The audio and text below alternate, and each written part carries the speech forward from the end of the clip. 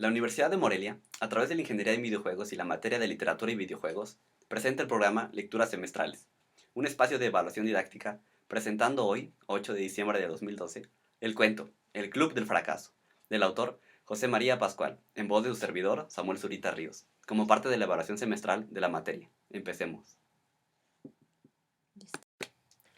El Club del Fracaso tiene una historia tan interesante como dudosa, y tanto le cabe este último adjetivo, que es hasta dudosa de ser interesante.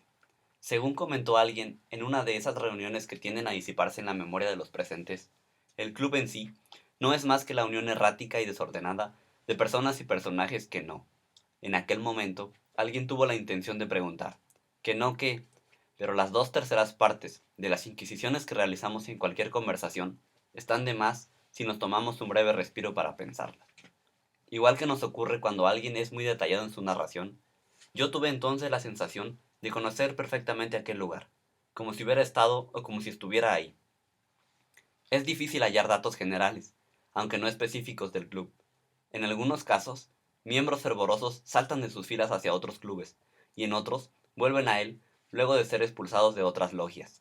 Lo que sí es totalmente corroborable es que el club tiene una cifra de miembros que ningún libro de actas podría llegar a sentar, ya sea por su movilidad o por su cantidad. En el recuento oscilante de los tiempos, dicen que hubo, hay y habrá historias fabulosas que realmente se destacan dentro del inmaterial edificio, de la sede social del club, al que nadie es gustoso de pertenecer, aunque son de remarcar también aquellos que se niegan a abandonar sus filas.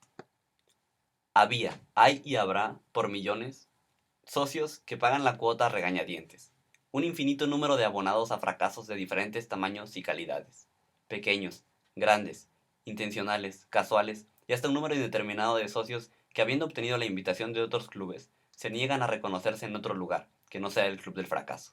Este último, un caso casi tan común como el de los que, siendo inevitablemente parte del club, fingen pertenecer a otras instituciones y en algunos casos circulan por los pasillos con credenciales apócrifas o distintivos falsos que, al extremo, terminan en autoconvencimiento.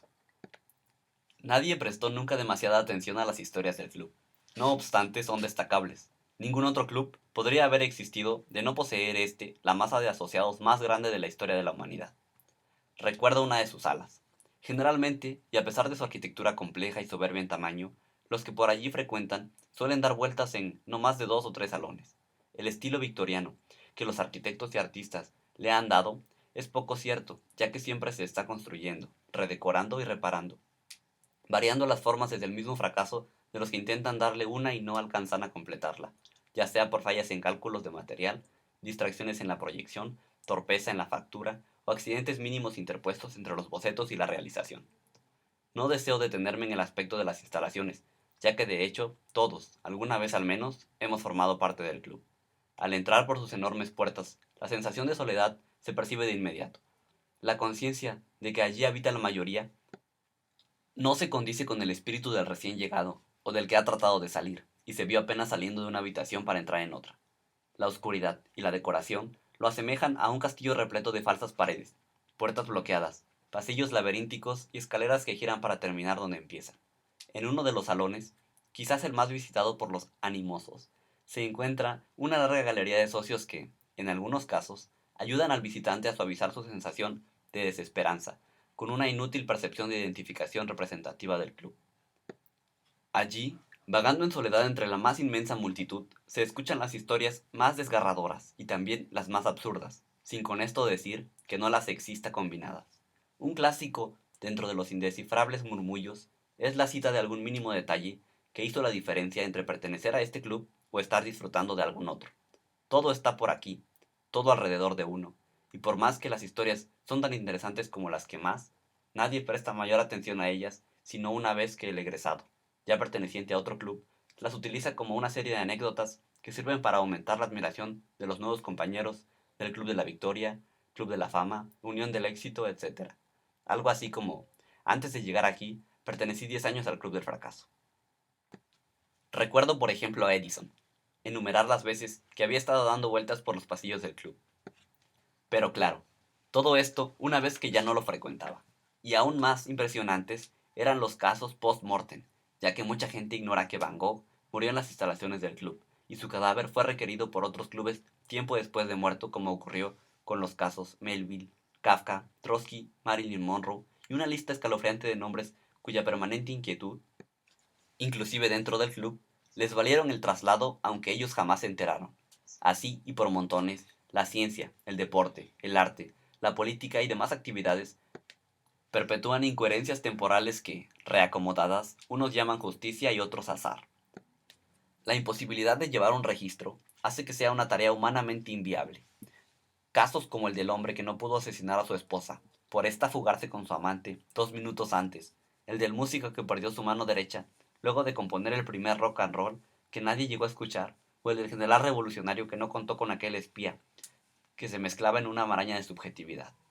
El caótico club puede jactarse de haber visto a Jesucristo y a Hitler, a Charles Manson y a Gandhi, el chico aquel que sentía como su amor no era correspondido, y la señora que acaba de ver el número de su cartón de lotería volver a formar parte de la mayoría cuasi absoluta. Reprobados, derrotados, ignorados y desafortunados bailan la cadencia del ritmo marchante y antimusical de las intenciones que mueren en sí mismas. Nadie nota que en los pasillos vagan los destinos disconformes y los espíritus conformistas. Nadie nota que allí va un personaje que Shakespeare había imaginado para una obra y luego descartó. Nadie pone la vista en aquel que acaba de llegar tarde a la audiencia para una puesta en Broadway. Viera a alguien el desanimado T que reúne a aquel ladrón sorprendido por la policía, a la adolescente engañada por Cupido, al futbolista quebrado antes de llegar a ídolo, a la escritora abandonada por las musas y al señor derrotado en las urnas de las elecciones de su pueblo.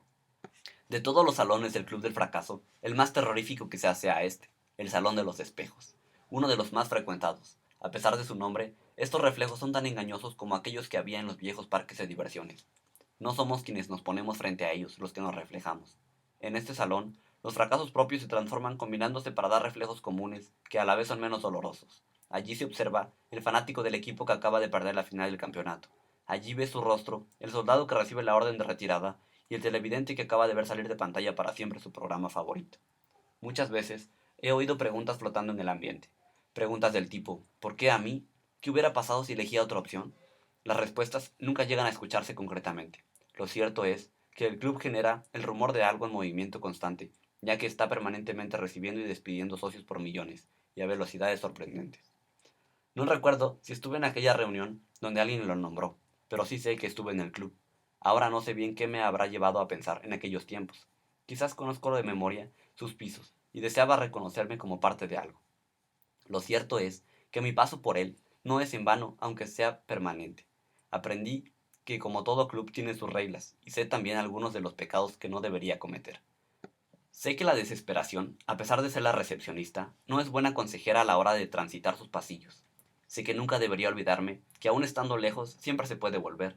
Sé que las puertas siempre están abiertas para todo el mundo y también aprendí que no debo creer jamás en la certera frase de oxidadas letras que da la bienvenida en su entrada principal. Aquí está tu destino, porque tu destino no podría ser otro. Fin. Gracias por vernos. Den like y compartan. La lectura es cultura.